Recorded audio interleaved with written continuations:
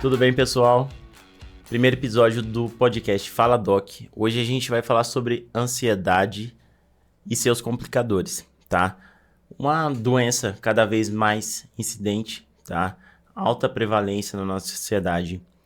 E eu tô muito feliz por hoje a gente estar aqui com a Fernanda e também com a Kátia, psicólogas, tá?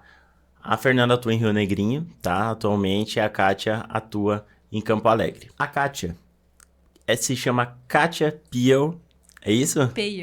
Piel Batista Pedroso. Ela é psicóloga formada pela Univille, pós-graduanda em Gerontologia e Cuidados Paliativos e membro da equipe multidisciplinar do Hospital Campo Alegre. Tá bom? E a Fernanda é Fernanda Cristina Neidert, psicóloga graduada na Universidade do Contestado, na UNC, especialista em gestão pública com ênfase em gestão de pessoas e especialista em psicologia de saúde hospitalar, mestre em desenvolvimento regional. Professora universitária desde 2016, psicóloga na área de gestão de pessoas da Fundação Hospitalar de Rio Negrinho e CEO na psicologia empresarial. É isso?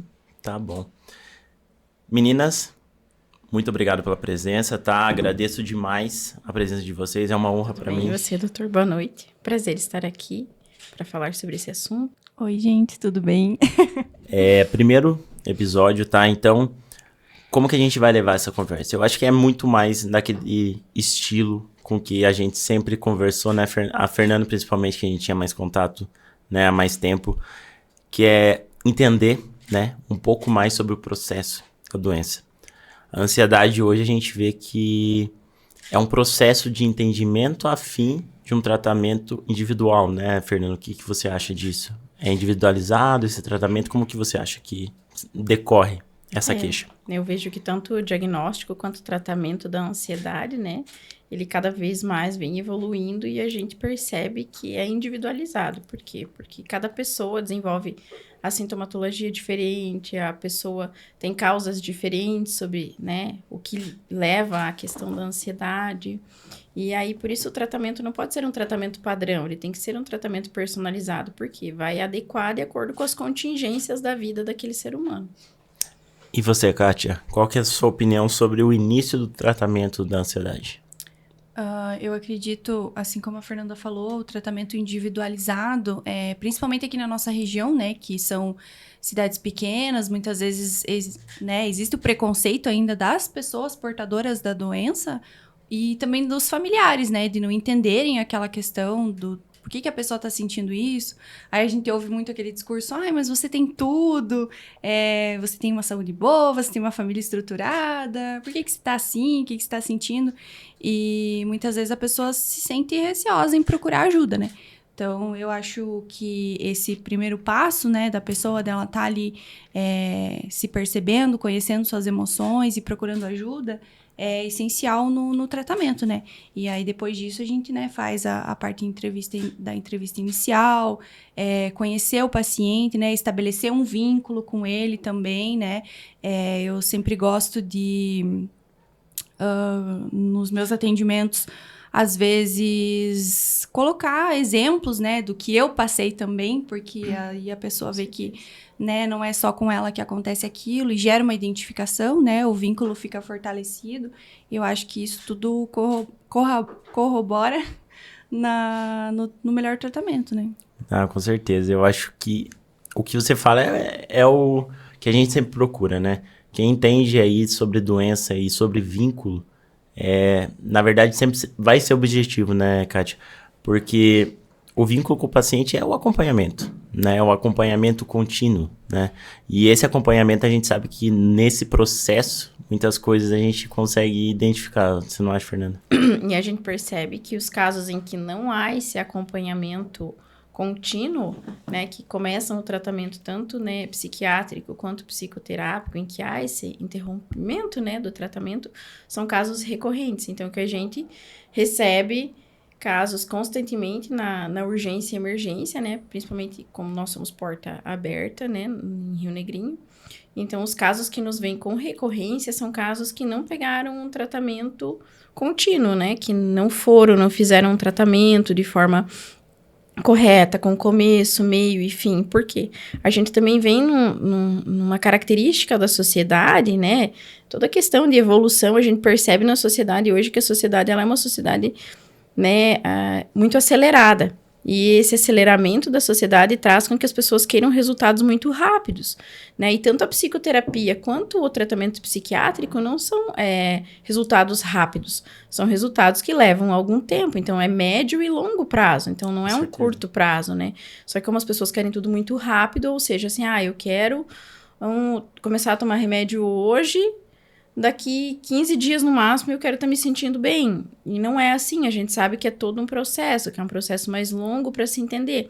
Porque primeiramente você precisa entender o que é o estímulo que te causa, né, aquele despertar da ansiedade, né? Qual que é o estímulo que gera a minha resposta ansiosa no meu dia a dia. E qual a história, né? Qual é a história que me envolve, né? Então, assim, quando eu recebo alguém para estar atendendo, como a gente já acabou atendendo muitos casos em conjunto, né, doutor? Sim.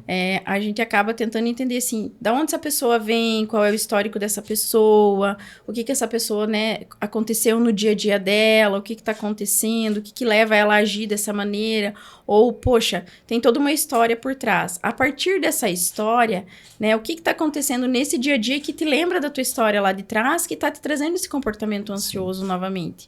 Então, as pessoas, elas buscam querer fugir muitas vezes, porque elas sabem as respostas, mas elas também não querem enfrentar, talvez, as respostas, ou elas querem respostas muito rápidas.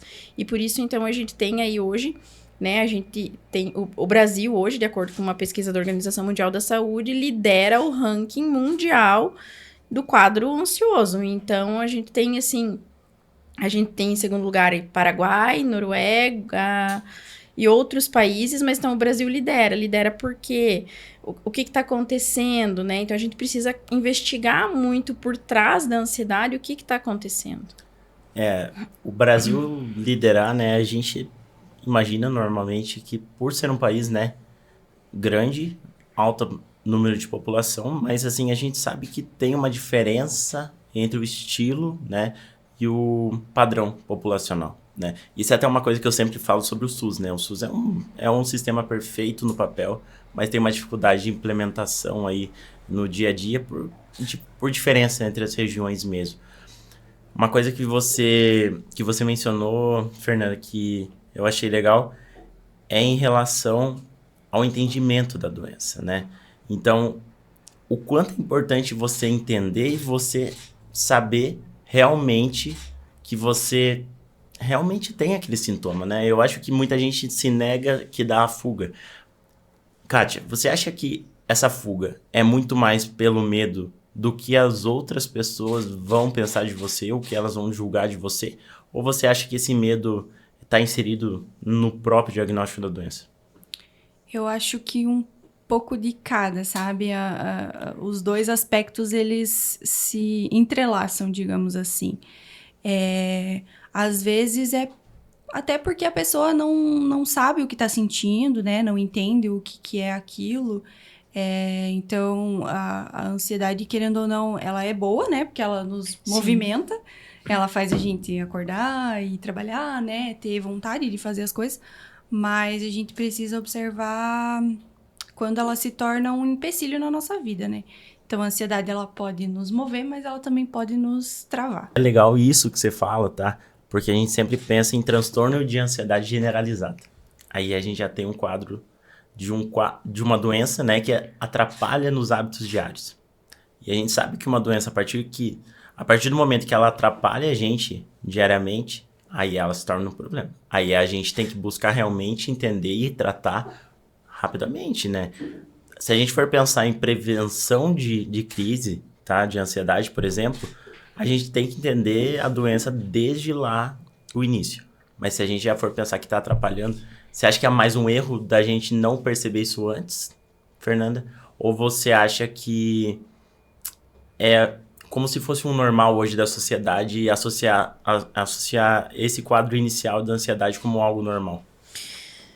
Eu acho que assim, analisando, né, a ansiedade, se a gente for voltar lá para as origens, né, Kátia, a partir do que a gente estuda, surgiu como uma forma de defesa do ser humano, né, uma questão de sobrevivência, né, então você vai, diante do perigo, você vai se defender, né, para você continuar sobrevivendo.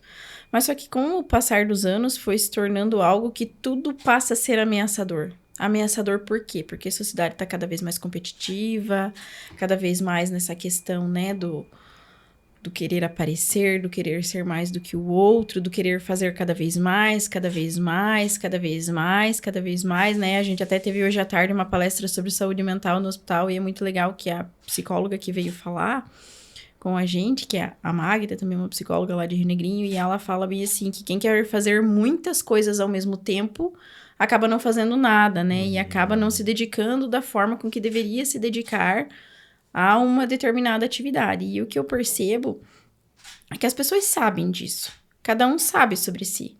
Mas às vezes é aquela história assim, ó, eu sei, mas eu prefiro tapar e... Tá tudo bem. E tá tudo bem.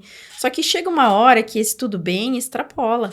Chega uma hora que o teu limite do tá tudo bem não tá tudo bem. Por quê? Porque começa a extravasar no teu corpo, né? Porque toda questão que ela é emocional, que ela é psicológica, em algum momento ela vai emergir no teu corpo. Por quê? Porque nós somos seres biopsicossociais. Então, a gente não tem como separar o biológico do psicológico e do social. Então, assim, o social vai impactar no psicológico e automaticamente, em algum momento, o psicológico... E a gente precisa disso, né?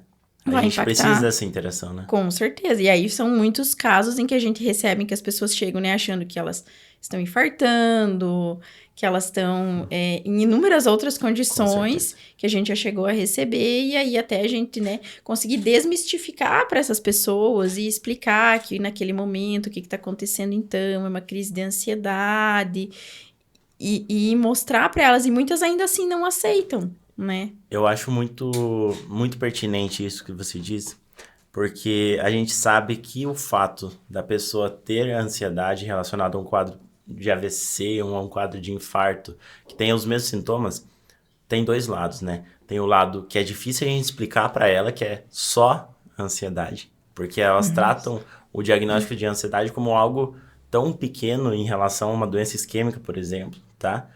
E a gente tem uma dificuldade de explicação da ansiedade propriamente dita. Na verdade, a gente leva isso como algo normal. Kátia, o que você acha? Você acha que desde criança, cada vez mais a gente está tendo esse diagnóstico? Por que eu te pergunto isso? Porque muita gente está tendo um quadro, um diagnóstico de TDAH hoje em dia. O que você acha do TDAH? Que tem tudo a ver com a ansiedade, tudo a ver de fazer tudo ao mesmo tempo e não fazer nada, que nem a Fernanda falou. O que você acha do TDAH e do diagnóstico de TDAH aí? Então, aí a gente entra numa coisa que é bem pessoal, porque eu, né, tenho TDAH, eu fui diagnosticada recentemente, faz um mês mais ou menos, digamos assim, com TDAH, e antes disso eu fiz um tratamento para ansiedade. Mas como a gente estuda e se aprofunda nesse assunto, eu até questionei, assim, a minha psiquiatra, falei, mas ansiedade? Eu não tenho ansiedade, sabe? Meio aquela recusa, assim. Você fez o que todo paciente mais ou menos faz. Mas porque eu tinha alguns sintomas muito específicos do TDAH, sabe? Mas, enfim, fiz esse tratamento de ansiedade e tudo mais, né? Tomei a medicação, fiz ali um acompanhamento psicológico, mas mesmo assim não solucionou, né? Mas a gente tem essa relação, porque os sintomas são muito parecidos, né? Então, a desatenção ali, né? A falta da memória, porque muitas pessoas com ansiedade estão com um pensamento muito acelerado e acabam se esquecendo de alguns detalhes, né? De algumas coisas, e aí a gente já pensa que é o TDAH. Mas é pertinente, eu acho, que essa questão de você descartar, né, algumas possibilidades antes de você chegar em outra possibilidade diagnóstica. Então, por exemplo, poderia ser que eu tivesse ansiedade, né? Mas como o tratamento não surtiu um efeito legal, a gente partiu para o tratamento do TDAH, né? E realmente, nesse período ali eu troquei, né, a psiquiatra, enfim, mas a gente viu que alguns critérios são diferentes e tudo mais, e aí a gente fechou, né, isso. E assim, a questão do TDAH, quando você começa o tratamento assertivo, né, eu acho que tanto para TDAH quanto para ansiedade, quando você inicia um tratamento assertivo para aquilo que você tá precisando, é outro mundo, sabe? Né, tipo, você enxerga as coisas diferentes, a tua autoestima melhora, né? Falando do TDAH, eu me sentia burra, digamos assim, sabe? No período da faculdade foi onde eu comecei a sentir mais essa questão, sabe? Então, eu estudava, eu sabia o conteúdo, mas ao mesmo tempo eu achava que eu não sabia nada. Então, né, você começar o tratamento e ver que era uma coisa que faltava para você e que agora você consegue fazer aquilo certo, né, a autoestima, assim, muda muito, sabe? Eu comecei a me valorizar mais, era uma insegurança que eu tinha, mas agora é outra coisa, assim, sabe? Você falou muito de autoestima, né? Você acha que hoje em dia a sociedade tá muito ligando a autoestima a redes sociais? Qual que é o impacto aí das redes sociais hoje na crise de ansiedade ou mesmo no quadro de ansiedade propriamente dito? Eu acho assim, com o TikTok principalmente, né? Não tem como a gente não falar do TikTok, é tudo muito rápido, os vídeos ali de 15 segundos. São os virais, né? Os virais são os devagarzinho ali. Faz com que a gente entre nesse processo de coisas muito rápidas, muito aceleradas, muito fácil. Sim. Então, a gente tá ali, a gente vê um vídeo de 1 minuto, se a gente quer se aprofundar em alguma coisa. Eu, por exemplo, tipo, eu quero ver alguma dica de alguma coisa. Eu procuro no YouTube, se é um vídeo de 10 minutos, não, vou pro TikTok, eu quero uma coisa mais rápida. Então, eu acho que isso interfere diretamente, assim, as redes sociais hoje, né? Pra gente, pra essa questão da ansiedade, é prejudicial, ao mesmo tempo que é bom, porque a gente tem, né, uma resposta rápida, também, né, pra quem sofre disso, eu acho que é muito prejudicial e estimula a pessoa a sempre procurar coisas mais rápidas, né, a ter esse pensamento acelerado e, enfim... E a gente vem de uma geração, né? As crianças hoje a gente pode perceber que eles não conseguem lidar com o ócio, né? Assim, com o tempo vazio. Eles sempre querem estar fazendo alguma coisa e sempre querem estar indo e fazendo e não podem ficar parados. E se eles estão parados, eles querem fazer algo, né? Eu uso como exemplo, né, o meu próprio filho, que um dia eu busquei ele na saída da aula e vamos comer, vamos comer. De comer eu posso ir no parquinho, beleza, vai no parquinho. Aí quando entrou no carro, não, agora a gente vai pra casa. Então me dá teu celular. Falei, não, você vai observando as árvores, a gente vai conversando, vai falando sobre o dia. Não, mas eu quero fazer alguma coisa. Né? Então você pode perceber que é algo que já vem desde muito pequeno, assim. Quero sempre estar fazendo alguma coisa, sempre tudo muito rápido. E nem sempre caracteriza um transtorno, é mesmo só o ambiente que influencia. Mas né? aí, por isso que entra nessa questão realmente do biopsicossocial, né? Que o social também tem essa influência, quando a gente fala de ansiedade, né? Então, a ansiedade, ela tem desde fatores genéticos, né? Que a gente sabe que tem em algum momento, né? Dos nossos comportamentos, fatores genéticos. Nós temos fatores também, então, pessoais, né? Que são do nosso dia a dia, do nosso pensamento, da nossa autoestima, dos nossos comportamentos, da forma como a gente foi criado. E a gente também tem as questões sociais, né? Que envolvem essa questão do diagnóstico dos sintomas da ansiedade, que é essa questão realmente de como que a sociedade ela está estruturada hoje. Você vai dizer que hoje a culpa é toda da sociedade? Não é isso que a gente está querendo trazer. Mas a sociedade tem todo esse peso... Tem uma parcela. E que cobra cada vez mais, né? Sim. Então, assim, é automático. A gente posta um story, o que a gente vai ver? Quantas pessoas visualizaram. Quantas curtiram. Né? Quantas curtiram. Né? Quantas pessoas eu consegui alcançar. E se não curtiu igual você esperaria que curtia, isso deixa mais ansioso ou não? Com certeza, né? Assim, porque, ou você fica esperando uma determinada pessoa curtir, visualizar. Sim. A gente acaba, né? Então eu falei assim, nossa, eu gostaria muito de... Eu brinco assim, às vezes fazer um retiro e ficar 2-3 dias sem meu celular. Será que eu ia conseguir ficar sem meu celular? Porque é automático, você resolve tudo, pelo menos eu hoje resolvo minha vida toda pelo celular, né? Então, ou não é? A gente acaba tendo isso. Sim. E os pacientes que nos veem acabam sendo, na sua grande maioria, né? Tem essa característica, né? A gente tem diversos autores que falam aí que a ansiedade acaba sendo, né, o mal do século. E a gente sabe que né? Não tem como a gente deixar de falar que ela vem cada vez mais ocupando um espaço e um cenário bem importante. Isso de cada vez mais dá para relacionar com o Covid, não dá? As pessoas ficaram, não com o Covid propriamente dito, vírus, né?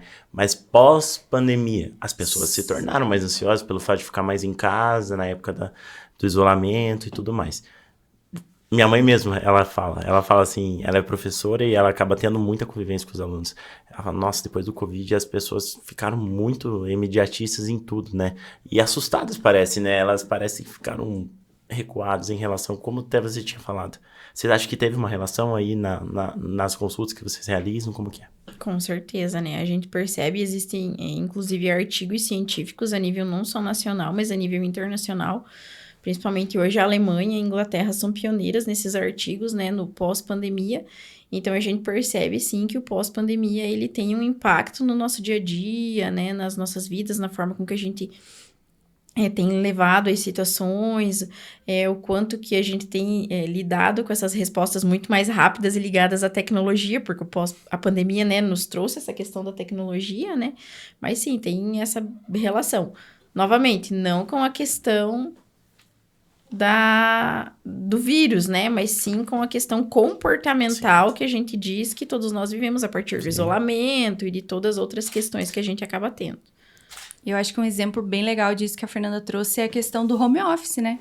Na pandemia, o pessoal se acostumou, né, com trabalhar em casa e aí teve a volta para os escritórios, digamos assim. Muita gente não quis, não tem mais essa vontade de conviver com outras pessoas, porque tá tão bem ali trabalhando sozinho, né? Por que eu vou me estressar num Isso ambiente é preocupante, né? com mais pessoas? Isso é preocupante. A gente vinha falando, inclusive, isso no caminho, sobre a questão do home office, né? Sobre, que legal ou não legal, não sei até que ponto não é. Acabou que as pessoas ficavam forçadas a uma situação que, na verdade, no meu ver, né? É triste, tá? Porque você se sentir melhor e não ter contato. Eu acho que o que mais a gente faz de melhor na vida é aprender com as outras pessoas. Então, a gente tá no mesmo ambiente, já é um fator de estímulo aí pra gente crescer. Agora, o home office, você acaba se limitando em relação a isso. Vocês não acham? Então, eu acho que a pandemia realmente também foi um fator muito ruim em relação ao desenvolvimento aí da ansiedade. Por quê? Porque aumentou o número de casos, mas isso foi provocado e isso era obrigatório, a gente tinha que ficar em casa. Ou a gente ficava em casa e a gente ficava mais ansioso, querendo ou não, ou a gente saía de casa e a gente contraía o vírus e levava para nossa família. Então, isso foi algo forçado. Mas também não dá para relacionar só a pandemia, né? Sim. A gente sabe que agora, inteligência artificial, você digita lá, chat GPT, o que acontece? Sai tudo na hora. Se você não souber a resposta, e como que vai ser na sala de aula? Né? Como que é? Passa um trabalho de 10 perguntas para o aluno digita lá, do chat GPT, já é pronto, vai embora. Não é isso? É por isso que cada vez mais a universidade, ela vem com esse comprometimento, né, de tornar as pessoas mais críticas, né? Pelo menos eu, enquanto professora universitária, sempre falo que a gente não tá aqui para trazer o conhecimento pronto, né? A gente tá aqui para fomentar e mostrar para as pessoas o quão importante é a gente pensar e a gente falar sobre determinados assuntos e construir esse conhecimento junto, né? E você acaba pensando que cada vez mais as pessoas vão ter que entender isso. E vão ter que querer. Sim. Porque se você ficar na tua zona de conforto, acaba que você vai ter a resposta, mas vai ser no seu conforto, né? É por isso que quando a gente fala em tratamento para ansiedade, né? Então, para você realmente... Você descobre que você possui um quadro ansioso. Que isso é patológico na sua vida e tá te limitando no teu dia a dia. Mas para você se propor a tratar sobre isso, você precisa aceitar. Então, tudo começa com aceitação, né? Então, eu preciso aceitar que eu possuo esse quadro e a partir desse quadro eu preciso aceitar que eu preciso me conhecer, que eu preciso entender o que está envolvido ali no meio, que eu preciso conhecer da minha história e aonde que isso começou a ser desencadeado para que eu possa encontrar técnicas no meu dia a dia que me ajudem a auxiliar, né, a trabalhar com tudo isso. Esse crescimento, né? Que Com é o certeza. desenvolvimento aí do atua melhor na doença. E até isso que a gente podia conversar em relação ao tratamento multidisciplinar, né? Que eu acho que é muito importante, né? Pelo fato de que a medicação, ela é indicada em alguns casos, mas, minha opinião, terapia a gente sempre deve buscar. A terapia, ela, além dela ajudar na doença, ela fortalece. Independente se você tem a doença ou não. Né? É bom você ter alguém para você conversar às vezes e tirar, né, uma ideia às vezes que você não está sob o teu olhar. E a psicóloga, profissional que é responsável pelo estudo em relação a isso, ela é a pessoa perfeita para você conseguir essa ajuda.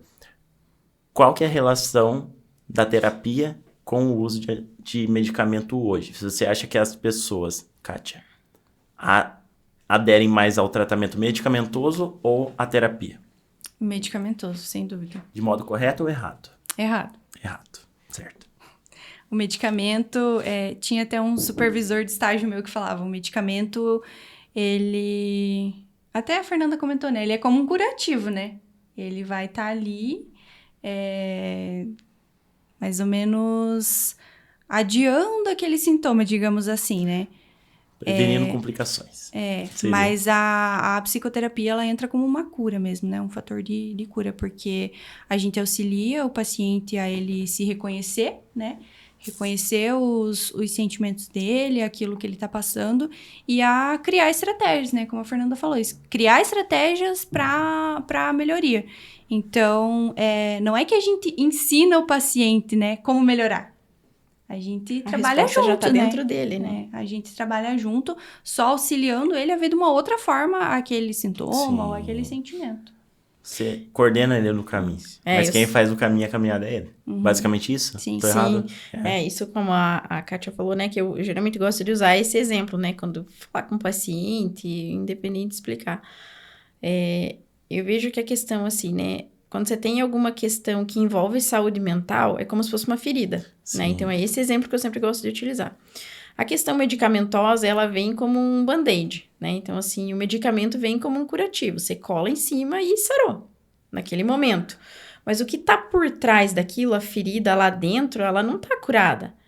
E aí, então, beleza, eu venho o medicamento e colo o band-aid. Eu tiro o band-aid, tiro o medicamento. A ferida continua ali. Ela tá infeccionando, ela tá aumentando, ela tá necrosando, ela tá fazendo, às vezes, perder aquele membro, né? Aquela situação. E aí, você vem com a psicoterapia, que é o quê? É limpar tudo aquilo, né? Então, você precisa cutucar, você precisa limpar, você precisa entender o que tá por dentro daquela ferida, para que daí o que vai acontecer? Você vai precisar de um curativo. Não é que a gente tá querendo dizer que não precisa de medicamento. Precisa. Mas primeiro você precisa limpar, você precisa entender o foco daquilo ali, para que daí você consiga vir com um curativo que vai tornando mais ameno todo esse processo, né? E querendo ou não, o medicamento hoje, ele traz essa sensação de alívio para os pacientes, né? Sim. Porque eu já ouvi, assim, pacientes, meu Deus, eu fui no médico, ele não me deu nenhum remédio? Como é que eu vou melhorar se eu não tô tomando nenhum remédio? Então, querendo ou não, o medicamento não é a cura, né, digamos assim, mas ele traz essa sensação e às vezes até incentiva, né, o paciente a buscar outro tipo de ajuda ou aderir melhor ao tratamento. Porque o medicamento vai te trazer a resposta mais rápida, a terapia vai te trazer uma resposta um pouquinho menos rápida do que o medicamento. Eu te digo que a terapia pode trazer uma resposta mais rápida. Isso no meu entendimento também, tá? Porque sabe aquela sensação que o paciente chega pra você e ele sai da terapia totalmente diferente? Sim. Isso, assim, não que ele tenha melhorado, mas só o fato, né, de ele estar ali e ter uma terapia que ele se satisfaz com isso, ele já sai, ele vai lá e já fica diferente. Mas a medicação não. Às vezes, a medicação normalmente eu sempre gosto de falar que a gente trata de duas formas, tá? Que é a parte da depressão, da ansiedade, tá? De todos esses quadros de base associado ao uso do antidepressivo, né? Isso seria o tratamento de base. Agora, a gente tem que ver as complicações. Quais seriam as complicações? Insônia. Então, o paciente, ele tomando o antidepressivo, ele vai ter uma resposta, só que não agora. E aí, cai nisso da terapia e da medicação. O paciente pode até ter piora nos primeiros 7 dias. Então, às vezes, a gente passa até metade da dose nos primeiros 7. E o efeito da medicação você vai fazer 30, 40 dias depois. E enquanto isso, quem que vai segurar? Terapia. A terapia. Né? Vai ser esses episódios, o paciente chegar, ter uma sessão com vocês tranquila e ele sair bem e esquecer que a medicação tá, às vezes, até fazendo esse mal pra eles. Né? Tranquilo é modo de dizer, né? Porque às vezes ele vai tranquila. chorar, ele vai falar, ele vai... vai trazer muitas questões à tona, né? Mas eu acho que é nisso, né? Que quanto mais você falar, você colocar pra fora, às vezes você vai encontrando as próprias respostas no teu falar, né? Acho que o fato das pessoas segurarem aí seria um fator, Kátia, que você acha que essa angústia é um fator de muita piora em quase que a gente podia ter uma resolução mais fácil. Com certeza.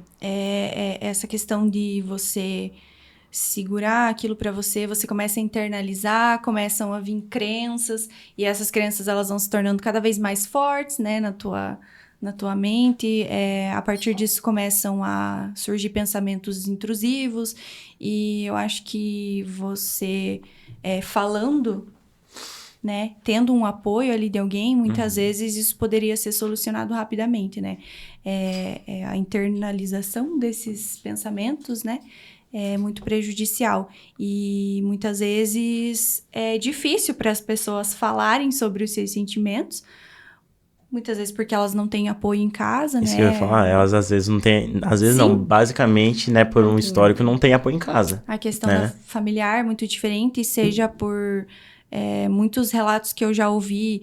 Eu não posso falar dos meus sentimentos porque meus familiares são muito religiosos, eles vão dizer que é só eu ir na igreja, falar com Deus, que tudo vai se resolver. E não é bem assim, né? A gente vê que essa questão da religião, ao mesmo tempo que ela ajuda muitas pessoas, né? Às vezes ela também vem como um fator prejudicial, digamos assim, né? Mas para essas questões de quando a pessoa quer falar, mas ela sabe que ela não vai ser compreendida. Ou que ela não quer tratar porque a religião dela não a religião propriamente dita, mas a fé dela é muito maior que qualquer tratamento. Acontece? Isso. E me conta uma coisa. Vocês poderiam dar, né, alguns sinais que o paciente começa a apresentar. Eu sei que é difícil porque hoje em dia todo mundo apresenta alguns sinais de ansiedade, né? Pode ser que todos nós, a gente é um pouco ansioso. Eu tenho certeza que sim, tá? Eu sou ansioso, a Fernanda é ansiosa, a Kátia é ansiosa. Mas não nos níveis, né, que a gente considera patológicos, né? Quais sinais, Fernanda, você avalia num paciente que busca o teu atendimento em um primeiro momento? Falar, esse paciente tem um diagnóstico... Dá para diagnosticar a ansiedade com uma consulta, por exemplo? Não, jamais, né? Não tem como em um primeiro momento você diagnosticar. Até porque acaba sendo um contexto, né? Para você entender. Então, toda vez que alguém vem procurar a gente, ele vem procurar. Por quê? Porque tem uma queixa, né? E aí, a partir disso, vai circulando nessa queixa, né? Você vai tentando entender, né? Até que ponto isso que a pessoa... Às vezes, ele traz uma queixa, mas por trás dessa queixa tem outras queixas. Então, você vai indo, abrindo o leque, né? Então, muitas vezes, eu falo assim, é como se fosse um triângulo, né? A pessoa chega com uma queixa grande, que é a base, mas você tem que ir afunilando para você ver que chega lá no topinho, que às vezes é uma outra queixa, né? Só que também não é no primeiro atendimento. E aí, você vai conhecer quem é essa pessoa, e aí você começa a perceber, quando ela fala assim, que determinadas coisas começam a atrapalhar o dia a dia dela. Esse é o ponto, Quando né? determinadas situações em que ela fale assim, ó, eu preciso voltar conferir se eu fechei a porta de casa 10 vezes. Poxa, isso atrapalha a tua vida? Isso atrapalha porque eu me atraso, porque eu fico mais nervoso ainda, porque eu acabo daí saindo, xingando no trânsito. Opa, atrapalha a tua vida. Quando alguém chega e fala, né, é muito comum que você fala assim, Augusto, eu tenho que falar com você uma coisa. Meu Deus do céu, o que tem que falar comigo? E porque ele já começa a me dar, né? E eu já começo a ficar vermelho, já começo a... né? Então, assim, quando a pessoa te traz um sintoma, e aí, a partir disso, você fala pra pessoa até que ponto esse sintoma está atrapalhando a sua vida, o seu dia a dia, a sua rotina, e que você entende isso, que a pessoa entende isso quando ela te traz, e você começa a perceber, poxa, é patológico. Mas eu sempre parto do princípio assim, eu sempre falo pra pessoa assim, quando foi a última vez que você fez um check-up? Né? Eu sempre vou descartando hipóteses. Então assim, então faz muito tempo que eu não fiz. Então, procura um clínico geral, faz um check-up, né? Por quê? Daí eu sempre uso como exemplo, e às vezes, em algum momento, pode ter alguma descompensação, pode ser, né, alguma descompensação de vitamina, de tireoide, algo assim. Beleza. Não, eu já fiz meu check-up, tá tudo ok. Beleza, então a gente descarta o check-up, né? Poxa, o que tá acontecendo comportamentalmente no teu dia a dia? Às vezes pode ser uma questão pontual, é o trabalho. Às vezes é só um trabalho que não tá te fazendo feliz e você demora para identificar que o trabalho não tá te fazendo feliz e quando você percebe, às vezes você vai chegar lá e falar assim, tchau, não quero mais trabalhar aqui e você segue tua vida. Às vezes pode ser um relacionamento, um trabalho, pode ser uma coisa com você mesmo. Né? Seria um gatilho, isso né? mesmo. E você acha que hoje em dia o tratamento é levado de uma forma um pouco equivocada pelo fato que as pessoas normalmente acreditam sempre no mais grave, né? Do que no tratamento basal ali para evitar uma descompensação posterior ou não? Ou você acha que realmente as pessoas buscam às vezes o entendimento ali da base da doença? Olha, eu acho que hoje todo mundo procura respostas rápidas, né? As pessoas não... A Kátia tá aqui, acho que concorda comigo que as pessoas não buscam um tratamento... Mas a gente sabe que às vezes você tratar o rápido é tratar totalmente errado, né? Com certeza, Então- com certeza. Por isso que a gente tem um excesso de tratamento medicamentoso, tem tratamento medicamentoso em excesso, né? O que a gente percebe hoje quando a gente recebe inúmeros casos de intoxicação exógena, né? Então, assim, que as pessoas acabam tendo um acesso ao psicotrópico Muito facilmente. muito facilmente, Muito facilmente. e às vezes eles não têm aquele controle do uso do psicotrópico e aconteceu um gatilho no dia a dia delas. Eu vou pegar lá a minha cartelinha do clonazepam e vou tomar inteira. E daí, o que acontece? Elas se arrependem. Isso, e aí vem a culpa, e aí vem o efeito rebote, e aí aumenta tudo muito mais, né? E esse acesso ao psicotrópico? Kátia, você acha que isso se deve ao fato do tratamento estar equivocado? Com certeza, né? Porque eu imagino o seguinte, quando a gente tem um tratamento ideal, a gente usa o psicotrópico? Usa, mas são em situações, né? A gente tem indicações, né, do uso psicotrópico e é por tempo limitado. Por que muita gente fala que o psicotrópico vicia, por exemplo? Porque realmente usa, não é que vicia, mas usa tanto tempo sem indicação e a partir do momento a pessoa, por qualquer que seja a questão, ela não consegue mais sair disso. Não que vicia, mas que a pessoa acha que ela só sai da depressão, só sai da insônia se ela tomar o psicotrópico. E a gente sabe que o psicotrópico não faz, né, o tratamento basal. Então, hoje, Kátia, você acha que o psicotrópico aí está sendo um fator bem importante que a gente deve discutir, deve orientar sempre pelo fato de não tratar a base da doença e que muitas vezes a gente vê só tratando com psicotrópico, né? Sim, até enquanto você falava, eu tava relembrando, eu fazia estágio num posto de saúde, né? E ali nas rotinas diárias tinha um dia onde era renovadas as receitas, né?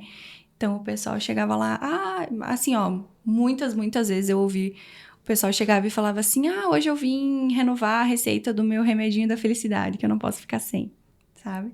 Então eram coisas assim que muitas pessoas eram muito dependentes e não procuravam outro tipo de ajuda e se ficava assim, se, por exemplo, foi no dia ali que estava faltando medicamento para renovar, não deu para renovar, a gente às vezes tinha um problema ali de desentendimento com a pessoa, sabe? Porque a gente via que elas ficavam nervosas, que elas ficavam ansiosas, elas achavam que todo aquele sentimento ruim já ia voltar. O medicamento virou um fator de gatilho para as pessoas, né?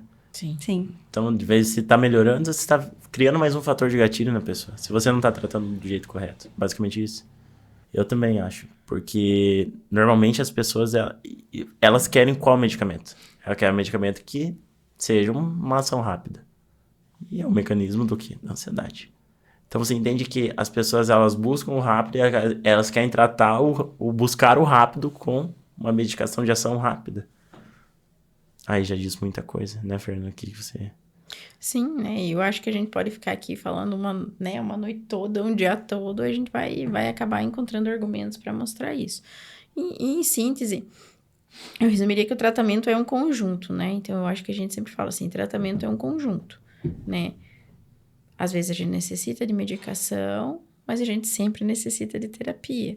E a terapia é algo que vai permanecer por muito tempo e às vezes a gente vai ter que fazer um desmame medicamentoso, porque é o que a gente também acaba vendo, né? As pessoas, eu tô tomando remédio.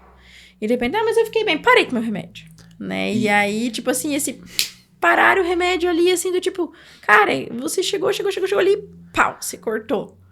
E por que parar o remédio? Né? Porque eu tô me sentindo bem. Mas eu tô me sentindo bem Mas por quê? Porque daí não entende que você tá se sentindo bem por causa do remédio, por toda essa questão, né? E que se parar, pode ser que demore pra voltar a fazer efeito. E a gente já teve inúmeros casos, assim, então eu falo assim, né, não é muita coisa, assim, a gente se for fazer indicadores dos nossos atendimentos de saúde mental, né, a gente tem tido cada vez mais, principalmente, né, Sim. sendo porta aberta em ambos aí as instituições, a gente tem recebido cada vez mais saúde mental. E me conta uma coisa, por que você acha que pressão alta a pessoa toma remédio, toma uma losartana pela vida inteira? E ela aceita. às vezes, tomar essa medicação? E por que depressão, ansiedade, a pessoa às vezes tem uma resistência e quer tomar até achar que tá bem e parar? Porque eu acho que aí a gente poderia fazer até um outro podcast para falar sobre a questão sobre a Qual que é a desmistificação resistência aí do ser louco, né? Porque se a gente for ver, remontar lá o período antes da reforma psiquiátrica, né? Tinha, assim, um preconceito na sociedade, né? Tipo assim, do ser louco, né? Sim. Então, tipo assim, ser louco era que você era um doente, um criminoso. As pessoas achavam que loucura passava. Então, assim, tipo, você tinha uma questão mental, passasse perto de você, era capaz de pegar, né? E aí teve a reforma psiquiátrica, então a gente percebe que ainda existe muito preconceito com a questão da saúde mental. Então, poxa, hoje a gente tem falado muito sobre saúde mental, mas ainda não tanto quanto se deveria. Então, assim, por isso que tem muito aquela barreira assim, ai, cara, eu tenho vergonha de falar que eu tomo sertralina, esse Citalopram, tipo... Mas será que a gente não tem pouco conhecimento disso? Com certeza, por isso que a gente precisa falar e difundir cada vez mais sobre... E a gente tem um pouco opção de tratamento. Com certeza. Sim. Pouca opção de tratamento, a gente tem pouco entendimento e tem a questão da gente não conseguir entender que o tratamento é individual. Com Não é? certeza. Principalmente, ele é personalizado. Né? Eu sempre digo, não tem como a gente tratar o Augusto, a Kátia, a Fernanda da mesma forma. Por quê? Porque são pessoas diferentes, né? Nós poderíamos ser irmãos, nascidos do mesmo pai e da mesma mãe. Mas nós somos pessoas diferentes. Nós temos, né? Poderíamos ter crescido no mesmo ambiente e fatores genéticos iguais. Mas a questão ali... Somos pessoas diferentes, então o A forma tratamento... como você observa o ambiente O mundo é diferente. diferente, E né? com tão pouca medicação, por exemplo, como que é possível tratar pessoas totalmente diferentes umas das outras com medicamentos que são basicamente a mesma ação, né? É tratar doença ou é tratar pessoa hoje em dia? Eu vejo que a medicação trata sintoma, não trata pessoa. Não trata pessoa. E eu sou da mesma opinião, tá? A gente sabe que tratar doença, né? Se eu tenho um sintoma de uma doença, esse sintoma, se a gente olhar, a gente está relacionado com várias outras doenças. Com certeza. Da saúde mental, principalmente. Então, o fato de você estar sudoreico, você pode ter ansiedade, mas você já pode ter uma crise, um transtorno, né, de ansiedade generalizada. Até que ponto você consegue identificar o grau dessa doença pelo uso da medicação ou não? Aí sim entra a terapia. Você conhecer o paciente, como ele chegou no dia que ele estava com você, como ele está hoje. Será que nesse caminho ele teve uma melhora e hoje ele piorou? Então, será que ele teve uma piora em relação à doença base ou teve uma descompensação em relação a outra coisa? O paciente está com dor no peito. Será que ele está com dor no peito porque ele tem fator de risco para estar com dor no peito e está tendo um infarto nesse momento e tem as características de dor no peito? Ou será que você conhece ele e sabe que ele é ansioso? Claro, nunca descartando a parte, né? Que a gente possa associar com as doenças que ele tem fator de risco. Mas você acha que conhecer o paciente hoje em dia seria o principal quando você bate o olho e vê, cara, esse cara, ele tá infartando ou não tá infartando? Ou tá tendo ansiedade ou não tá tendo ansiedade? Como que é? O bater o olho no paciente. Dentro das minhas experiências no hospital, quando eu vou abordar um paciente que tá ali por conta de uma demanda psiquiátrica, geralmente quando eu chego o paciente já tá estabilizado, sabe? Então, a gente pega ali um histórico um pouco, né, com o pessoal da enfermagem, qual que foi a queixa do paciente quando ele chegou, até conversa com o médico, enfim. Mas o contato que eu tenho com o paciente muitas vezes é muito diferente do que a equipe de enfermagem me passou, do que o médico me passou. Mas é difícil a gente bater o olho no paciente e definir ali o que ele tem. Claro, a gente vai criar hipóteses, né? Sim. Por exemplo, a roupa que ele tá vestindo, né? Não é um julgamento, né? Mas a gente utiliza também O estado em que ele chegou até a gente, né? Até mesmo dessa linguagem não verbal, né? Que ele se expressa através das roupas ou dos comportamentos, a gente usa como hipóteses para investigar, né? Para ser mais assertivo naquilo que a gente vai estar abordando com ele. Então, às vezes, assim, batendo o olho, a gente pode criar hipóteses, mas é muito difícil eu chegar e bater o olho e já falar, não, esse paciente tem isso, esse paciente tem aquilo. É aí que eu queria chegar. Tá? Eu acho que a doença, a ansiedade, é uma das mais difíceis de diagnóstico. Porque você pode ter sintomas ligados à ansiedade, mas você não sabe aonde que tá essa ansiedade. Você depende muito do paciente referir ou mostrar alguns sinais, como você falou. Então, até que ponto a gente consegue conhecer a gravidade da doença? Ou conhecer em que nível está a doença? Será que esse paciente ele é capaz de fazer isso? Ou ele é capaz de fazer aquilo? Ou será mesmo que ele está estável ou ele só não quer mostrar? Ou às vezes não consegue mostrar isso para mim, né? Então, como que é, Fernanda, no pronto-socorro e numa enfermaria de clínica médica? Qual que é a diferença que existe aí nesses dois meios? Qual que é a indicação de você procurar um pronto-socorro e qual que é a indicação de você acompanhar, você como psicóloga, um paciente na clínica médica, no serviço que você trabalha aí? Então, né, você falando, eu até lembrei de um caso em específico que a gente trabalhou em conjunto inúmeras vezes, né, em que a gente acabava discutindo e a gente tinha, assim, uma visão, né, chegava ali e olhava pro doutor, o doutor olhava pra mim e a gente falava assim, é causa emocional, né, e o doutor falava assim, mas a gente ainda assim tem que investigar, e aí a gente investigava, né, e aí os exames vinham tranquilos. Então, assim, no pronto-socorro, eu vejo que tudo vem muito emergente pra gente, né? Tudo vem muito, assim, a pessoa já chega ali, muitas vezes conduzida pelo Corpo de Bombeiros, pelo SAMU, ou muitas vezes a gente vê que chega a família ali com o carro na porta de emergência, né? E principalmente, às vezes, no período noturno, madrugada, né? Que é o horário que eu tô mais ali pela emergência. Então, a gente percebe que chega ali achando, tá infartando, ou tá tudo, né? Porque acaba tendo dificuldade respiratória, sudorese, excesso, acaba tendo inúmeros aspectos. E na enfermaria é mais aquele paciente, assim, que tipo, eu não aguento mais ficar aqui, eu não quero mais ficar aqui, eu quero ir embora. Então, assim, eles acabam tendo, né, algumas diferenças. Nem sempre, né, mas eles têm aí algumas diferenças. Mas, assim, a nossa conduta sempre é conduzir e fazer o encaminhamento para tratamento via CAPS, né? A gente sempre encaminha para a rede para fazer esse tratamento. Mas, assim, é muito delicado esse nosso bater o olho e saber. Claro que a gente sabe muitas vezes, né? Pela via que foi conduzido, da onde veio, o que, né, realmente tá vestindo, o que aconteceu nesse contexto antes, a gente pensa assim, pode ser, deu uma discussão, uma DR em casa e acabou vindo pra cá. Né? Então, poxa, pode ter um componente emocional envolvido, mas nem sempre, né? A gente nunca pode descartar o mais grave, né? Nunca. Porque a gente sabe, um infarto agudo do miocárdio é muito mais grave, Sim, né? Num caso, certeza. né? Do que um controle ali Com só certeza. da ansiedade, né? A gente sabe que isso é fato. Mas uma coisa que até a Kátia falou que é legal, em questão de quando a gente chega, o paciente já está estabilizado. Sim. A gente relaciona muito isso, a questão de medicamento estabiliza. Será que a gente não consegue estabilizar com a parte da psicologia apenas? Pode ser. Pode com ser. Certeza. Eu tenho certeza. Isso né? eu sempre acho que, assim, todo setor de emergência tinha que ter um psicólogo 24 horas. Sim, com certeza. Né? Eu acho que hoje ainda a gente já tem uma evolução, né? Mas teria que ter esse psicólogo 24 horas, porque a gente acaba pegando muita questão, assim, que a gente poderia, às vezes, só um sentar, um conversar, um olhar olho no olho, um criar vínculo.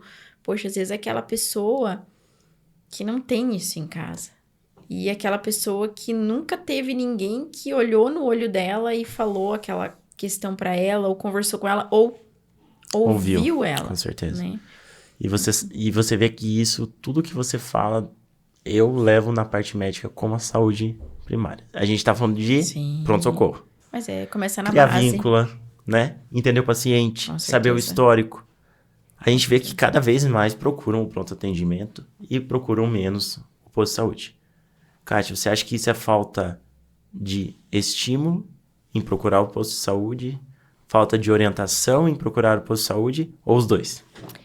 Eu acho que no entendimento das pessoas, o hospital é muito mais fácil de E você rápido. chegar e ser atendido Sim. do que um posto de saúde. Porque você chega no posto de saúde, você tem que ir cedo para pegar uma ficha. Se você chega num momento de emergência, muitas vezes a pessoa que tá na recepção, às vezes, não tem um olhar mais humanizado para esse paciente. Não, já acabou a ficha, pode ir embora. E eu falo isso porque eu era instruída a falar isso, sabe? Sim. Querendo ou não, às vezes a gente tinha que falar, não tem mais consulta, vem à tarde, ou vem outro dia, ou a gente agenda, enfim. O hospital é mais certeiro, assim, né? A pessoa sabe que se ela for lá, ela vai ser atendida. Se não tiver emergência, né? Sim. Que aí cai nisso que ia falar. Com Questão certeza. da saúde mental do profissional de saúde. Com certeza. Até onde as pessoas que não são profissionais da saúde entendem o profissional de saúde.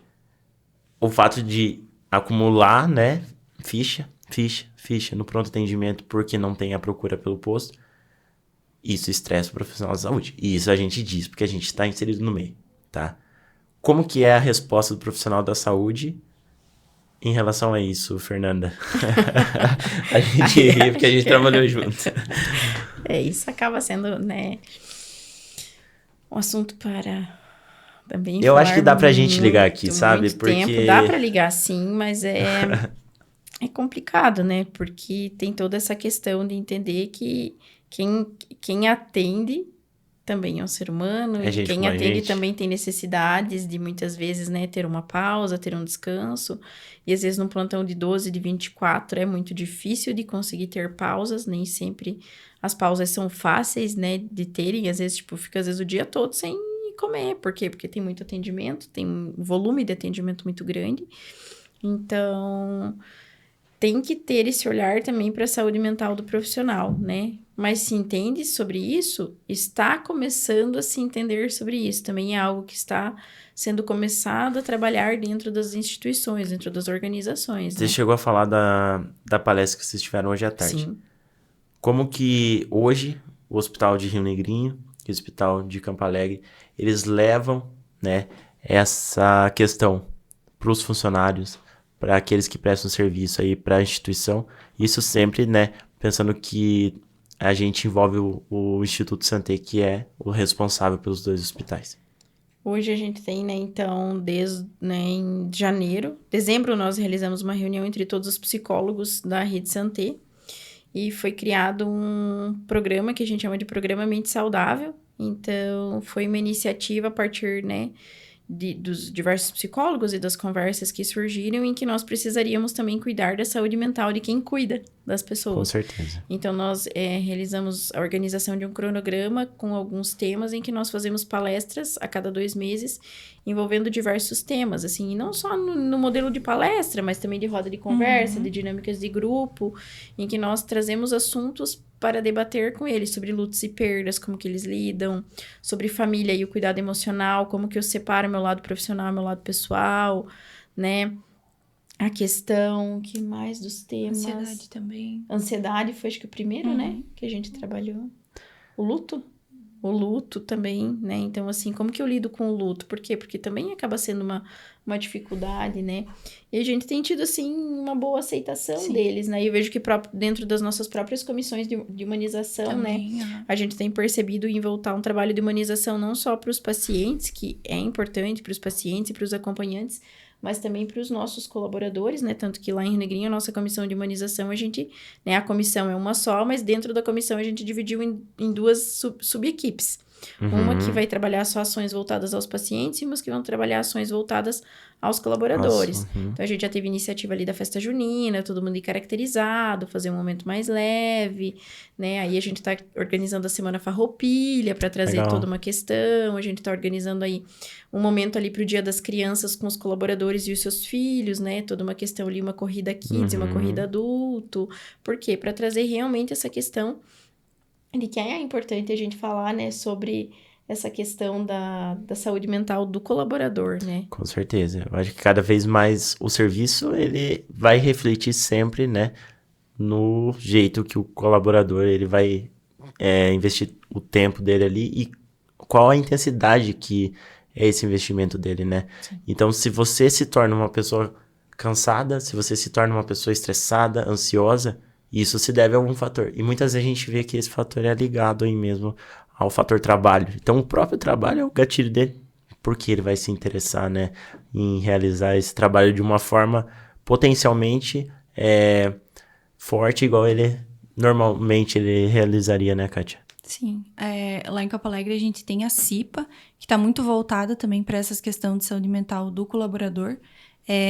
Desde o início do ano ali eles vêm trazendo palestras que tem temas até agora, a questão do assédio moral também, né? Foi feito ali uma palestra para as pessoas entenderem, porque muitas vezes a gente fala sobre assédio moral, mas não sabe o que é, não sabe como que acontece, Quanto né? machuca. Sim, também. E então a gente tem trazido isso bastante com o projeto também, né? Sim. Com Mente Saudável, debater essas questões. A gente sempre está mandando também no grupo do hospital, né? Alguns informativos, alguns vídeos também, né? Porque nem todo mundo consegue participar dessas palestras, né? A equipe de enfermagem às vezes está um pouquinho mais apurado, né? Tem dias e dias. Então, a gente sempre tenta deixar todos informados de diferentes formas, né? E o WhatsApp hoje é o nosso pombo-correio, digamos Sim. assim. A Onde internet a gente no As geral, listas né? de transmissão, coloca né, que as a gente... informações para todo mundo ter. E a gente percebe que normalmente a gente tem palestras, a gente tem, né, essas aulas sobre situações as quais a gente deve mudar. Qual que é a ideia de vocês em relação a gente exaltar aquilo que a gente já tem de bom? Em relação à felicidade, em relação a estímulos que a gente possa melhorar em relação a coisas ruins. Então, talvez não falar só sobre a ansiedade, mas falar como você trata a ansiedade do seu lado emocional. Como que vocês acham assim? Exaltar o bom e tentar, às vezes, não só falar do ruim. Não que que vai deixar de falar, mas a gente saber que a gente tem coisas boas, que a gente precisa enxergar isso no dia a dia.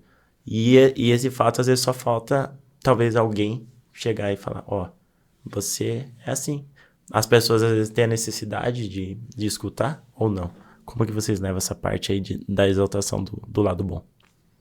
Eu vejo que faz a diferença. Às vezes, algum comentário que a gente faz de algum profissional motiva muito. Às vezes tem dias no hospital que é mais corrido. Eu faço um trabalho também no lar de idosos, então tem equipe de cuidadores, a gente vê, né, que a rotina deles é apurada, né? Eles têm uma demanda bem alta com os idosos, mas eles dão conta. E eu acho que você falar para eles, né, motivar eles, seja com um bombom ou com uma mensagenzinha ou com uma mensagem no grupo, tipo, galera, parabéns pelo que vocês fizeram hoje, né? Ou seja, até um abraço no corredor, Com né? certeza. Um olhar, um olho no olho. A gente tem muito essa... A gente vê que isso faz a diferença, assim, até pra gente, às vezes um pequeno elogio que seja, a gente se sente bem, né? Se sente valorizado. Com certeza. Hoje as pessoas acabam não, né, cedendo ao fato de elogiar. Hoje é aquele velho ditado, né? Por mais clichê que seja, 99 acertos, né? E um erro, a gente acaba sendo condenado. Qual que é a necessidade das pessoas se sentirem hoje acolhidas ou até mesmo receber um elogio? Você acha que cada vez mais as pessoas necessitam disso? A própria rede social te traz isso, Sim, né? com Aprovação, certeza. né? A questão de você se sentir aprovado. E eu acho que esse acolhimento faz parte, né, do ser humano, né? A gente precisa desse acolhimento. Eu acho que seja um bom dia que você dá, né? A forma com que você dá um bom dia quando você chega, né? Assim, quantas vezes, né? A gente não chega todos os dias bem, a gente não chega todos os dias 100%. Mas assim, poxa, o teu colega de trabalho não tem culpa de não estar 100% o teu dia. Então, assim, eu sou uma pessoa que sempre toma muito esse cuidado, assim, pode estar pegando fogo lá atrás, né, a minha vida, os acontecimentos, mas eu nunca deixo de dar um bom dia, como que você tá, né? Eu digo assim, hoje nós somos ao total 224 colaboradores, assim. A grande maioria a gente conhece, assim, só pelo olhar, assim, a gente sabe quando tá legal, quando não tá legal, ou quando tá mais cabisbaixo, né? A gente vinha também conversando muito sobre isso. Um tratamento diferenciado. Então, assim, a gente, né, eu tento abraçar todo mundo quando as pessoas também permitem, a gente também respeita, né, o espaço delas. Ou muitas vezes quando acabam pegando uma situação, às vezes, muito pesada, muito triste, chamando a equipe depois para conversar, para dar esse acolhimento, falar, cara, valeu, vocês deram o melhor de vocês, né, vocês fizeram o melhor, né, que vocês podiam naquele momento com o que vocês tinham. Esse também é o nosso papel, né. Hoje, claro, tá muito vinculado ao meu trabalho, que acaba sendo, né, boa parte do tempo gestão de pessoas, né, então eu preciso acabar trabalhando, gerindo, né, as pessoas. E tudo vai disso, assim, do modo como você entra no refeitório, de se você senta com todo mundo. Nossa, isso, gente, faz muita diferença. Então, assim, às vezes eu chego, eu vou sentar com vocês. E aí eu chego lá e eu sento. E a galera fala assim, nossa, nananana, e daí começa a contar, e daí falam. E às vezes ali surge assim, posso depois na tua sala conversar? Né? Então, às vezes surge a oportunidade. Então, assim, eu vejo que é bem, bem importante esse acolhimento, esse olhar para a pessoa que está junto com você trabalhando. E o fato de você conhecer a pessoa.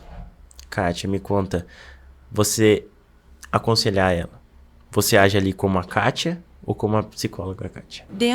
Pensando hoje na minha situação atual com os colaboradores do hospital, eu conheço, às vezes só de vista, né? Não tenho uma proximidade. Claro, tem pessoas que eu já conhecia antes e que tinham essa abertura maior, né? De vir falar comigo, mas eu aproveitava esse vínculo, né? Que eu tinha com essa pessoa, que ela tinha essa confiança em mim, para tentar uma abordagem mais enfática, digamos, com ela. Quando é uma pessoa que eu não tenho muita, né, intimidade ou coisa assim, que não tem esse vínculo bem estabelecido, a gente vai devagarzinho, né? É uma conversa ali, um elogio ou outro, que faz com que essa pessoa chegue de forma mais... com mais confiança na gente, né? Mas entre as pessoas que eu tenho um vínculo maior, eu acho que tem a parte pessoal, né? Também, que afeta, né? Ali nas relações. Mas se é um problema institucional, eu acho que eu tenho que agir da maneira mais profissional possível, né? Saber aproveitar o vínculo que eu já tenho, mas também comunicar alguma informação, passar uma orientação, né, que não seja pessoal, mas que seja, sim, ali no âmbito profissional. Você tem essa capacidade que você já tem, né, de informar a pessoa sobre coisas que são do teu conhecimento e aliar mais ou menos a parte do conhecer a pessoa e de ter algum contato com ela. Mais ou menos isso? Sim, até porque a gente precisa sempre atuar com bastante ética, né? Então, tem muita questão das pessoas acharem que eu vou estar protegendo alguém, sim, né? Sim. Por conta dessa relação mais afetiva, você não pode negar assim. ajuda para a pessoa, independente se você conhece ela ou não, né? Sim, mas tudo dentro dos limites aceitáveis, né? Sim, com certeza. Mas às vezes a gente sabe, eu sei menos que vocês, mas a gente sabe que quando a gente conhece a pessoa, a gente sempre pensa em algo a mais que talvez num primeiro contato um profissional não saberia. Isso vocês acham que afeta o tratamento ou não? Eu acho que de uma certa forma pode inclusive afetar, mas de forma positiva, para que você consiga dar um direcionamento melhor para a pessoa, né? Então não é errado, então a gente ter um tratamento de uma pessoa que a gente conhece em questão de uma pessoa que a gente não conhece. Na verdade é assim, depende. A gente não pode fazer psicoterapia, depende, né? Então assim, é isso que eu queria saber. Aí é que a gente, né, esbarra numa questão ética, né? Então assim, hoje, se eu, né, no meu caso, eu não faço psicoterapia dentro do hospital, faço atendimento emergencial ao colaborador. Pode ser que eu tenha um vínculo com esse colaborador e esse colaborador venha me procurar por uma demanda, eu vou em um primeiro momento acolher, ouvir, eu oriento e redireciono para o tratamento na rede, né? Agora, lá em consultório, por exemplo, a Kátia é minha amiga e ela me procurou para fazer psicoterapia porque ela está se sentindo ansiosa. Eticamente, o conselho, né, nos traz dentro, né, do código de ética que nós não podemos atender familiares e nem amigos. Por quê? Porque em algum momento o nosso envolvimento emocional, ele vai impedir o nosso discernimento do que é o correto, né? Do que muitas vezes eu preciso estar orientando essa pessoa, ou muitas vezes eu falo assim, claro, Kátia, é por causa daquele momento lá da tua vida lá atrás que você não vai pra frente, né? Então, assim, não posso em nenhum momento nesse sentido. Agora, enquanto instituição, aí acaba sendo uma outra pegada que não é a psicoterapia, é um acolhimento emergencial, né, no momento em que daí a gente faz um redirecionamento. É aquilo que a gente falou, não dá pra negar o atendimento, o paciente jamais, necessita na hora, com né? certeza. Com certeza. Então não é porque você conhece, não, eu não vou atender. Isso não existe, né? E isso é em qualquer área da saúde.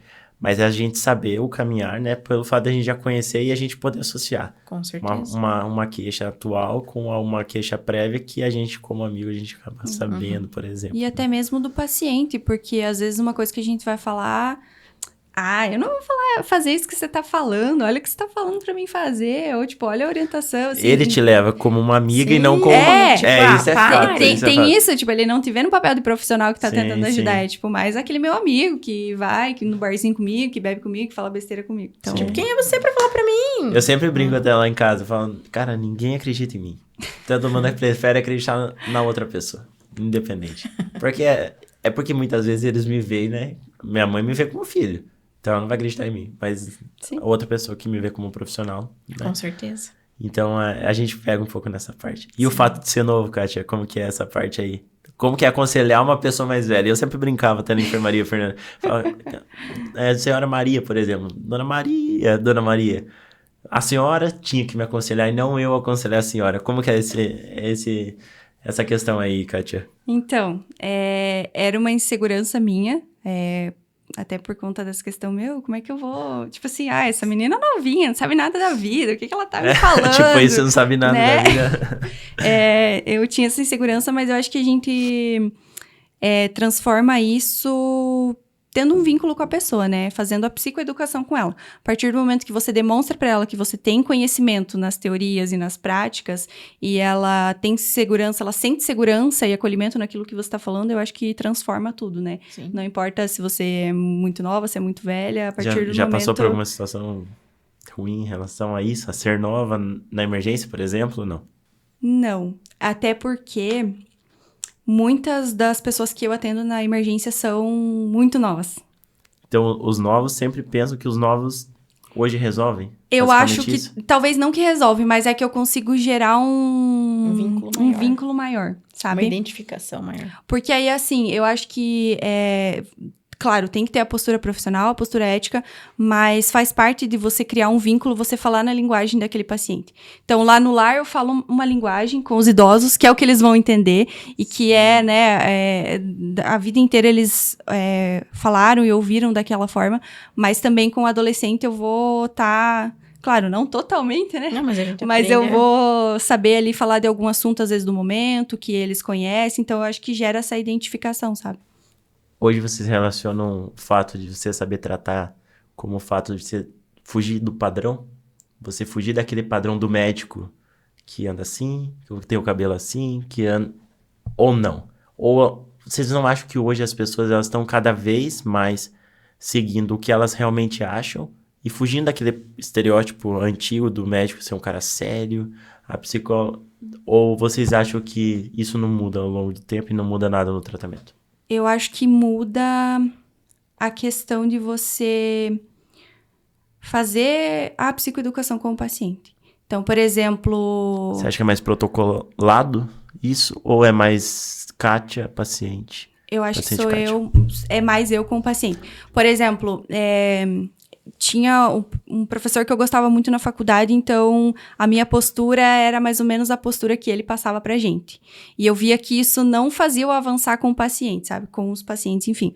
A partir do momento que eu, Kátia, né, assumi a minha personalidade, digamos assim, e percebi que o paciente dava uma abertura para eu falar com ele de certa forma, né, às vezes dar uma descontraída, eu vi que os atendimentos, eles fluíam melhor, sabe? Então, eu acho que essa descontração, às vezes, ali no ambiente, ela é importante porque já é um momento delicado para o paciente, ele tá no hospital, né, ele tá ali no momento de tensão, e às vezes chegar ali o profissional sério, né, com aquela postura de, tipo, só fazer perguntas e anotar, você vai assustar totalmente. vai assustar. Antigamente, eu acho que... na minha visão, eu acho que passava mais confiança o profissional que chegava a sério. Hoje, o perfil mudou das pessoas que são submetidas ao tratamento ou não? Eu acho que eu passei um pouco isso em sala de aula, quando foram, assim, os primeiros anos que eu cheguei para dar aula. Porque muitas vezes, assim, a pessoa que já tinha uma graduação, ou às vezes até 2, ia fazer psicologia por ser um sonho, né? E aí chegava eu, com meus 20 e poucos anos, dar aula para uma pessoa de quase 50. Né? E algumas vezes, assim, eu tive algumas pessoas que me enfrentaram enquanto sala de aula, mas e quem você pensa que é com essa tua idade para me falar tal coisa? Aí eu falava, bom, não sou eu com a minha idade que estou falando, é a teoria que está trazendo e eu estou te apresentando e a gente pode construir junto. Vem comigo construir essa história. E aí foi nessa questão que hoje eu fui desmistificando, né? Então hoje, assim, eu encontro constantemente, não só, né, no hospital, não só na emergência e também em sala de aula, pessoas que têm uma idade diferente da minha, né? Os mais novos, ok, a gente acaba entrando na linguagem deles e eu digo assim, na vibe deles. E aí, muitas vezes, aqueles que têm uma idade diferente, né, um pouquinho maior, acabam entendendo assim, poxa, não, legal, cara, ela não tá aqui pra...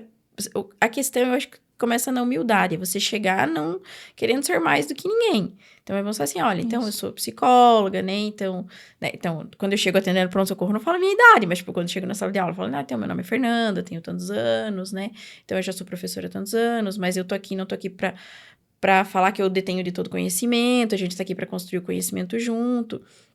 E eu acho que quando você vai fazer um atendimento, você também tem que chegar, olha, eu não sei o que você passa na tua vida, na tua casa, mas eu queria te ouvir um pouquinho para eu tentar te orientar a partir do que eu tenho de experiência. Quando você aprende com o paciente? Todo dia? Com certeza. Aprende? Todo dia. Todo dia. E com certeza o paciente, ele espelha muitas questões da tua própria vida e que muitas vezes chegaram para mim e rebateram e fizeram assim, tipo... Cara, você tem que tratar isso em você também, porque você tem isso também. E você aceitou? Com certeza. Nem todas as vezes. Se eu te falar hoje que todas as vezes sim, eu tô mentindo. Sim. Mas algumas vezes parei e pensei assim, bom, eu preciso também. Inclusive em questão assim, né, quando a gente fala de ansiedade, eu não vivi comigo, mas vivi com um familiar muito próximo em que eu não soube distinguir que era uma crise de pânico. Em que eu entrei em desespero, eu chamei o serviço de emergência considerando que era um ataque cardíaco. Por quê? Porque eu estava envolta emocionalmente no contexto, e aí quando chegou no hospital, a primeira, né, questão, a médica falou assim, é ansiedade. Eu falei, não é, pelo amor de Deus, e olhe, nananana. A médica falou assim, senta aqui comigo, vamos conversar, vamos tentar entender. A pessoa apresentou isso, isso. Você não acha comigo? Mas por quê? Porque a pessoa pegou na minha mão, olhou no meu olho, falou, explicou, eu cheguei e falei, Aí eu voltei pro paciente, falei assim, você concorda comigo que era uma questão ansiosa? Ai, não sei, não... E aí a gente foi todo desmistificando, né? Porque às vezes casa de ferreiro, espeto pau, né? Com certeza. E aí a gente enfrenta muitas vezes preconceito, enfrenta, mas eu acho que é uma barreira que todos os dias a gente precisa ir quebrando pouquinho, né? Começando pela nossa humildade. Sim. Com certeza. Pra mim, pensando agora, eu acho que essa questão, assim, da resistência à minha idade não vem nem muito dos pacientes, mas sim dos profissionais, sabe? Dos colegas que estão ali, muitas vezes não seguem uma orientação, alguma coisa, até por conta da minha idade. Ou porque você não segue o padrão. Não, mas questões assim, às vezes uma necessidade do paciente que a gente sabe que pode atender, sabe? Às vezes tem essa resistência, assim. É que nem a gente falou, né? Hoje a gente tem um tratamento muito para a doença e não tem um tratamento tanto para o paciente. Então, talvez a conduta de antes, que vem vindo, né, com os seus colegas que são mais velhos, hoje a tua conduta é diferente. Então, esse não seguir o padrão que eu digo em relação a isso. Você não segue o padrão de conduta ou do mesmo tipo de cuidado que o teu colega. E isso muitas vezes não é acreditado pelo paciente, tanto pelo fato de sempre ser daquele jeito, e agora chega alguém tão novo e quer fazer de outro, né? Ou... isso é instaurado, e é difícil você quebrar essa barreira. É difícil você falar pro paciente que a criança, da minha parte, a criança tá sempre caidinha ali há 2 dias, tá com mais sede, agora já não tá mais tomando água. É só dar um sorinho. Mas por quê? Porque o soro sempre foi difundido. Ah, só me fez soro.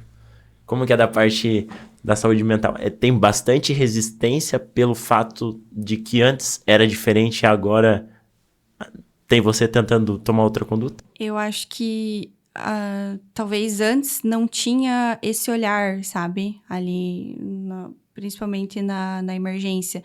E até, né, o pessoal se adaptar, eu acho que talvez é difícil, porque o que acontece? Muitas vezes tem casos e, enfim, a pessoa, né, acaba sendo encaminhada para um hospital de referência ou acaba recebendo alta e nem passou por uma avaliação psicológica, por um acompanhamento psicológico.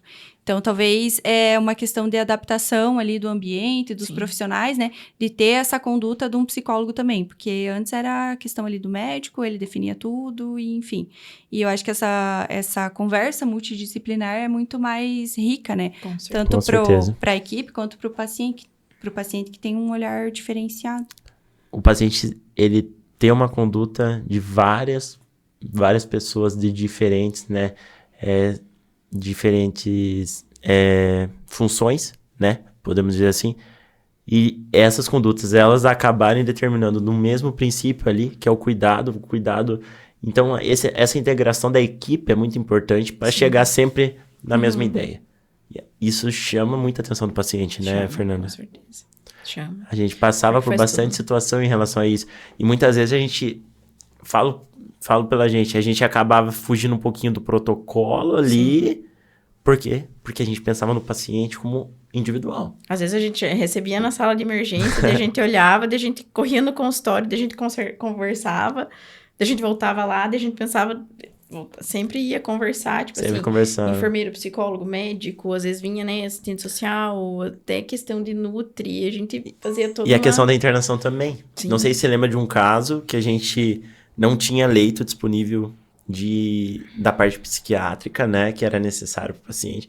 E a paciente, ela veio, na verdade, da atenção primária, sem indicação para secundária, mas a família estava muito desesperada. Acho que foi o primeiro caso que a gente trabalhou junto. Foi o primeiro caso que a gente trabalhou junto. E falava, meu Deus, ele não pode dar alta. E eu pensava, ele vai dar alta para esse paciente. Mas ele por que falou, você não, pensava e a gente... assim? Porque a maioria... geralmente era o costume, né? entendeu? E daí, quando ele veio e falou assim, então a gente pode conversar sobre isso. Eu falei, oi, ele quer conversar, gente. Ele quer falar sobre É aquela o caso. bendita frase, sempre foi assim. Sim, Mas a porque gente não agora vai tinha mudar. leito de Tinha, né? de psiquiatra. E é o que a gente Só que a gente aprendeu. tinha leito Sim, de clínica. E a gente tinha vaga. sim. Então a gente pensou, por que a gente vai negar? Se for pensar na família também, né? O pai tava desesperado, o pai só queria que internasse. E por mais que às vezes ele só quisesse que internasse pelo fato de internar, cara, a gente tava ajudando na parte mental, a família inteira também. Então foi uma coisa que eu lembro sempre, Fernando, de você, e tenho uma admiração muito grande pelo fato que esse caso a gente conduziu de um jeito correto, e mais do que correto, fugindo do protocolo. E ainda a gente entrou em contato com a saúde primária Sim, na época sempre. e a gente exigiu acompanhamento. Esse paciente não é que eu não quero atender. Eu atendo. Só que ele pode ter benefício Mas ele começa muito na maior base. em tratar lá na saúde primária. Começa na Sim. base de tudo, né? Com certeza. Então, acho que às vezes fugir um pouquinho do protocolo é necessário na parte da saúde mental. Porque cai no mesmo princípio da individualidade. Com tratamento. certeza. Certo, então a gente acabou falando bastante aí da parte da atenção secundária, né? E o leito de internação, como que tem leito de internação em Campo Alegre? Psiquiátrico não, né? Não. Rio Negrinho também não, né? Hoje em dia a gente vê, né, que é muito difícil o paciente chegar, ter uma indicação de internação, a gente manter ele no pronto-socorro para mandar para o leito psiquiátrico, porque tem pouca vaga, né? Falta leito hoje. Vocês acham que falta leito para a parte psiquiátrica Com ou não? certeza. Com certeza. Com Eu fiz essa certeza. pergunta já sabendo a resposta, basicamente. Com certeza. Mas você acha que é porque está aumentando muito a Com demanda? certeza é um aumento considerável, né? E o Não que você tem- teria de ideia, Fernanda? Se fosse hoje você responsável por orientar. Nossa, toda a unidade hospitalar tinha que ter no mínimo uns 10 leitos, 12 de questão de psiquiatria. Teria que ter um psiquiatra no corpo clínico, toda, né, uma unidade, né, especializada, né? E eu digo assim, especializado, porque eu quero dizer no quesito até de arquitetura, né, do ambiente, porque assim, o leito psiquiátrico não pode ser um leito comum como os nossos leitos, né? Porque pela questão de prevenção... Nossa, Pela são própria equipe, muitos né? aspectos, muitos Sim. aspectos, assim, que envolvem a questão do leito psiquiátrico, né? sabe que as doenças são muito mais complexas do que a gente O doutor já levantou, assim, os 3 assuntos que dá um podcast sobre cada eu gosto. assunto. E você reparou que esses assuntos são vivências, né? Com Sim. certeza. Eu e um acho que é o assunto mais vai puxando importante. o outro, né? A gente vive muita coisa, a gente tem contato com muitas pessoas e a nossa função é sempre com pessoas que apresentam algum problema, né? E muitas vezes a gente vê que a pessoa só quer ou só precisa, tem a necessidade de uma conversa. Será que todas as pessoas que passam no pronto atendimento precisam de medicação para casa? Não. E por que todas ganham medicação para casa? Então, assim, identificar uma doença a qual não precisa de medicação é muito mais falta de tempo, talvez, para você atender. Mas será que essa falta de tempo é a questão da falta da atenção primária e que lá não é aplicado, talvez, muitas vezes? E isso eu falo por quê? Porque eu acho que é difícil mesmo. É muita gente, muito diferente uma região, como a gente falou, para outra. E a gente não pode colocar a culpa no profissional da atenção primária. Tem muitos profissionais que realmente se dedicam, né? Mas a gente sabe que o funcionamento tá um pouquinho errado aí, né? Em relação a isso. Fernanda, o que você faria se você hoje fosse responsável para mudar essa situação da atenção? Não é para fazer proposta de política nem nada. É só para você me contar. O que você vê hoje de falha aí que dava pra gente mudar? Talvez a falta do acompanhamento mais contínuo. Fala, não, dia 20 eu vou na casa dele fazer essa VD para ver como que tá a saúde mental dele. Não tem como falar da saúde primária, porque não é algo da minha vivência para que eu possa te dar uma resposta Mas não coerente especificamente sobre o de que- Rio Negrinho. Não, Tô falando não. nível SUS, né? O que falta na atenção primária, talvez, para Acho que diminuir o caso de... valorização da saúde mental, valorização da importância da saúde mental e do tratamento voltado para a saúde É muito mental. mais culpa, então, da sociedade, o aumento, do que da falta de atenção primária? Eu acho que enquanto psicólogas nós vamos dar uma resposta para o doutor de que não existem culpados, doutor. Não Na existe psicologia a gente não trabalha com culpa, na psicologia a gente trabalha com responsabilidade. A responsabilidade normalmente, né? Não tô te questionando jamais. Mas Mas a a gente pode responsabilidade a questionar gente atribui a pessoas, né? Normalmente. Toda pessoa deve ou não deve ser responsável. A gente- E a parte da culpa a gente atribui a quem? Alguém ou não? Como que é a parte da culpa? Explica pra mim um pouco melhor sobre a culpa aí, que eu não entendi muito bem da culpa.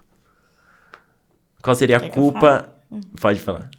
Então, Mas fala devagar. Não... O quê? Pô, eu tô com medo de ser agora, Fernanda. Eu falei isso que eu... Não, é tranquilo, porque eu acho que assim, que quando você fala de culpa, você procura algo ou alguém que errou conscientemente. E às vezes as coisas não acontecem de modo intencional e consciente. Às vezes as coisas acabam acontecendo no decorrer da vida. E quando você fala de responsáveis, você fala, por exemplo, de uma determinada situação. Então, saúde mental a nível de Brasil. São diversas esferas de responsabilidade. Esfera de responsabilidade na saúde primária, esfera de responsabilidade na saúde secundária, né? Esfera de responsabilidade ao nível de sociedade, no quesito de excesso de medicação e ausência de você considerar a importância da terapia. Então, é muito mais fácil quando a gente olha pela perspectiva da responsabilidade, porque a gente vai encontrar hipóteses onde a gente vai poder direcionar as respostas e a questão de tratamento. E quando eu falo de culpado, eu estou agindo quase como um magistrado, eu estou agindo como um juiz, estou te batendo martelo. Você é culpado, Augusto. Entende? Então, assim, poxa, não é o Augusto culpado, não é só o sistema primário, não é um único culpado. São diversas esferas de responsabilidade. uma doença tão complexa. Com certeza, ainda mais envolvendo uma questão tão complexa com diversos fatores, onde a gente fala, porque quando a gente fala de comportamento humano, a gente fala de ontogênese e filogênese, né? Então, a gente fala de uma série de outros fatores que estão envolvidos. Mas foi da minha intenção, né, falar da atenção primária, tanto que agora a minha intenção é trabalhar com a atenção primária. E isso pela necessidade que eu vejo, tá, de você... A minha linha de pensamento é o seguinte, vamos tratar pra gente não descompensar. Isso seja o coração com uma insuficiência cardíaca, seja a parte mental com a ansiedade que pode, né, culminar em outras complicações. Eu acho legal a gente falar isso. Por quê? Porque a maioria das pessoas só vão saber a hipertensão quando tem um AVC ou quando tem um infarto. Sim. Muitas pessoas acabam descobrindo que tem ansiedade ou até mesmo aceitando isso, como a Fernanda falou, quando tem uma Alguma crise de outra. pânico, por exemplo. Sim. Galera, esse foi o primeiro episódio do Fala Doc. Eu tô muito feliz com a participação das meninas. Acho que essa conversa foi de grande entusiasmo para todos nós aqui, tá? E eu tenho certeza que vai ser uma conversa que vai marcar muito, tá? Pelo crescimento que eu espero, né, que a gente tenha para chegar à informação onde deve chegar, que é as pessoas que mais necessitam. Obrigado, meninas. De verdade, eu admiro muito o trabalho de vocês. Fiquem muito felizes, tá? Que a Kátia veio. A Kátia é a profissional de Campo Alegre que veio através do Santé, né? E também a Fer. Sem palavras, né, Fer? A gente já trabalhou junto. Eu sei da tua capacidade e desse teu olhar também mais clínico e também individual, tá? Então, é um grande prazer para mim. Espero que tenham gostado, se sentindo bem sempre, a todo momento aqui, tá? Leve, que é o mais importante. E é isso. Muito obrigado, de verdade, tá? Obrigada também pelo convite. É um tema muito pertinente e eu fico bem feliz de ter sido convidada para debater sobre isso. Eu também agradeço a oportunidade, né, em a gente poder conversar e falar um pouquinho mais sobre essa questão que é tão emergente, né, nos nossos dia a dia. Certo. E a Fer lembra que a gente tinha falado desse episódio há uns 6 meses atrás, né? Quando surgiu a ideia do podcast. 5, 6 meses atrás. Viu? Isso aí. Não desiste, acredita sempre. Com Isso aí. certeza. Isso aí. Valeu? Obrigada. Tchau. Tchau. Obrigado.